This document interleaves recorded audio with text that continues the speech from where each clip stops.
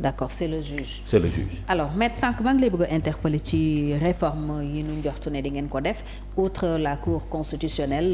les réformes au niveau du conseil supérieur de la magistrature ak juge de la détention juge des libertés de la détention président tamit wax na keroog kaddu boo xam ne ñu bëri yaakaar nañu ne mi ngi ñu jëmee ci changement de régime parce que nee moom dafa bëgg des ministres forts des DG forts mais un premier ministre super fort te premier ministre super fort nag dafa mel ni lu ñuy génnee ci régime présidentialisme bi ñu nekk wala sax hyper présidentialisme comme on aimait le dire ñu bëri d'accord nañ aussi que ni ay pouvoir président dafa bëri dañ ko war a wàññi mais président Bassirou Diomaye Faye dafa mel ni xëy na changement de régime moo nekk ci boppam est-ce que mun nañ ko interpréter noonu. alors wax laaj boobu day tijji beneen fenêtre.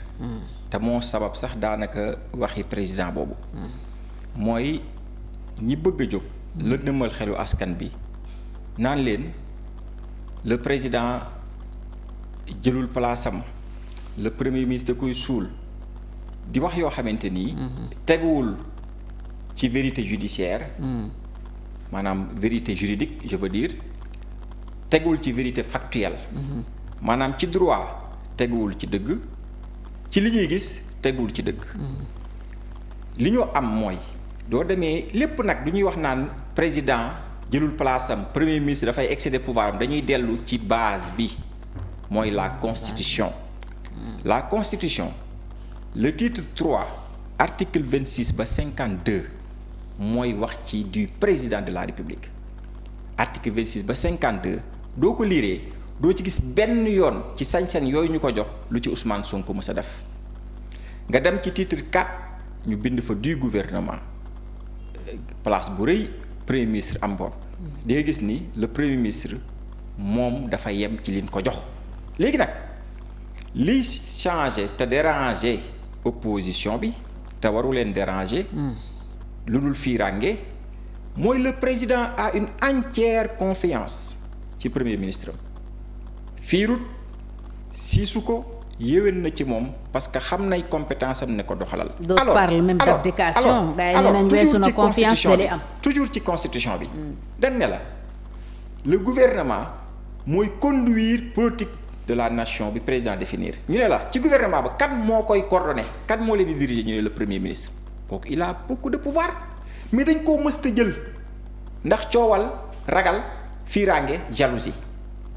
ñu d'ailleurs. ñi ngi doog a am un régime man bi ma xàmmee laa wax ba léegi ñi ngi doog a am un régime qui respecte scrupuleusement la constitution sur les rapports entre le président et le premier ministre sur les pouvoirs du président et du premier ministre man nag ay principe laa wax constitution laa wax waxuma ay waxi ñuy yàq donc jusque là nous respectons la constitution mais mieux lu tax muy déranger opposition bi kenn la war a déranger mooy le président Bassirou Diomaye Faye si Ousmane Sonko premier ministre est fort. super fort s'il est super fort kan la war a déranger ku dul le président de la République surtout il y a aucune violation de la constitution pourquoi waa opposition mu déranger leen donc il y a autre chose. à cette question qui les anime à cette question yow lan ngay tontu pourquoi tey puissance si on peut l'appeler comme ça bu premier ministre Ousmane Sonko di déranger opposition bi. pourquoi puissance bu premier ministre di déranger opposition bi question boobu lan moo si. voilà parce que. Ousmane Sonko est une personnalité politique particulière qui a une dimension vraiment internationale qui de par sa courte carrière politique a écrit les plus belles pages de l'histoire du Sénégal loolu ñépp nangul nañ ko alors la ko toppoon démb ko topp tey mooy singli gi mbeñ gi la preuve le régime de Pastef est le régime le plus persécuté au pouvoir yow nga ne au pouvoir et tu es tout le temps persécuté par l'opposition par une part de la presse par certains chroniqueurs sur des choses non fondées maanaam niñ leen bundu xataale opposition noonu lañ leen toppee léegi ba li leen bundu xataal ci pouvoir kon la woon démb mooy continuer position yi rek a wuute alors li ko waral nag mooy Ousmane moo mel noonu moo tollu noonu ndeysaan ñu am président bu ko xam nangul ko chaque jour rek le président pose des actes ngir décourager ñi ne ca suuf ne benn mission la ñu am mooy jaxase leen ndax xam na ni nag jaxase leen dong moo leen mën a mayaat chance su politique. d'accord xam nañ aussi ni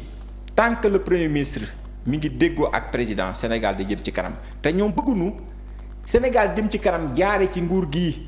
te xam na ni yoon bii ñu jël développement day ñëw de. développement bu ñëwee ci nguur gi nag day wane tële ña fi nekkoon donc c'est une stratégie mise en place bien planifiée mooy lan dem leen ci presse bi gëmloo leen nit ñi ni ñoom ñaar nangam ma ngay jël à place am léegi nag Diomaye moom du nekkee ku mel ni man daal di commencer rek gis boppam am problème opposition bi am li mu bëgg ngir ñëwaat au pouvoir heureusement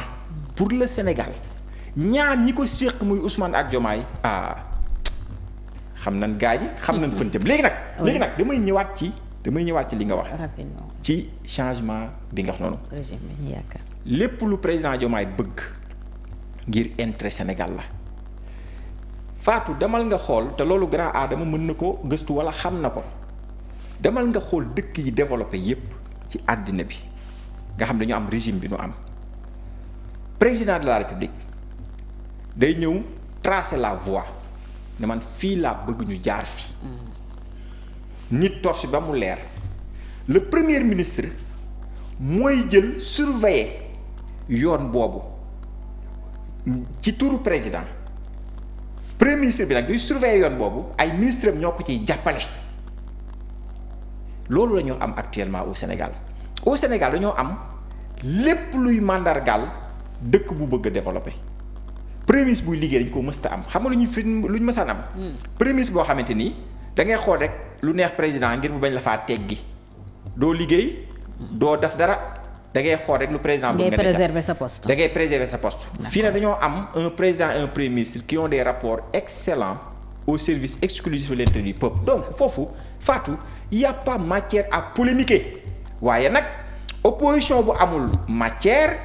ci yooyu doo ngay sukkandiku ngir opposé wu lii rek moo fi ne leen nekk fi. d'accord Adama est-ce que de par la déclaration du président da nga jàpp ne aussi ñu ngi jëm ci changement de régime boo xam ni effectivement le premier ministre il sera super fort comme ni ko président waxee. pour avoir un super parce que quand un premier ministre fort c'est différent d'un premier ministre super fort aussi. Qu'est-ce que tu entends yow comment tu comprends. parce qu'un premier ministre super fort c'est dans un régime parlementaire et nous avons un régime présidentiel. effectivement. un régime parlementaire c'est la ñuy amee un premier ministre super fort koo xamante ni il ne dépend pas du président de la République te loolu réforme constitutionnelle moo koy andi qu'on quitte le mandat le régime présidentiel dem ci régime parlementaire comme du temps de Mamadou Dia Senghor. le président nag nee na dem changé wuñu régime lui il l'a dit. oui c'était pas l'objectif des assises. c'était pas l'objectif des assises. maintenant puisque changé wuñu régime c'est un homme de droit te xam naa ne am na loo xamante ni constitution moo ko may président. sur les principes. xam nga da nga naan da nga sànq da ngay wax da ngay dugg sur les principes mais en matière de droit dugguloo woon ci principe bi da nga doon politique mais fii dugg nga sur les principes ba ñuy wax droit taxawoo ci principe bi da nga doon politique fii dugg nga ci principe yi tamit damay ànd ak yow ci principe yi suñ taxawee ci principe yi président am na droit constitution moo ko may mu jël ci ay pouvoir am jox premier ministre à travers un décret. am na droit li mu bëgg noonu. na ko traduire à travers un décret su boobaa kenn du wax te ko wax rek yaa tooñ n'est-ce pas su ko traduire en acte à travers un décret nit ñi xam ni lii la ko jox su boobaa kenn du wax parce que tamit constitution dafa am lu mu cërale premier ministre président de la République am lu mu cërale premier ministre am lu mu cërale yeneen institution yi ku ci ne sa cër soo ca demee rek